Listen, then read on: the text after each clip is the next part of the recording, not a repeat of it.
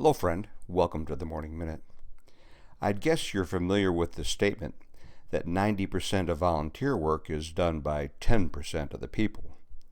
Now, of course, this is somewhat less evident in the work environment as we're in the hands of those who pay us and we face punitive sanction for not working.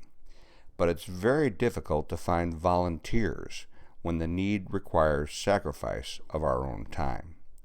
You'd think this wouldn't be the case when it comes to the work of the church, of doing things specifically aimed at advancing the name of Christ, the things which point others to the cross. But it's nonsense to say you and I are ignorant to the need of volunteering. I don't have much truck with the still small voice of God thing. The Most High is vocal enough, often shouting to get our attention. It's not that we fail to note the needs around us, but that we flat decline to put our individual giftedness to work in meeting the needs of others. Instead, we squander our talents on ourselves. God sure enough calls you and I to pitch in. The question remains, how do we answer that call? And so it is that we come to consider the condition of our hearts. The Bible speaks of tender hearts, and it also speaks of hardened hearts.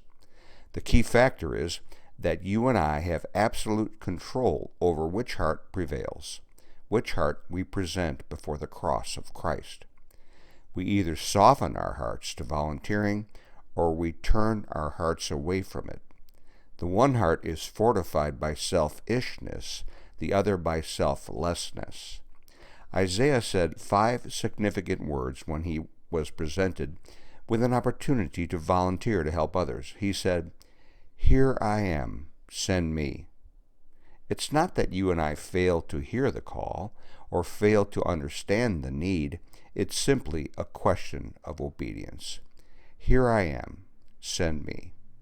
That's my thought for you today from Restart Church. Thank you so much for tuning in, and may the Lord bless you as you go.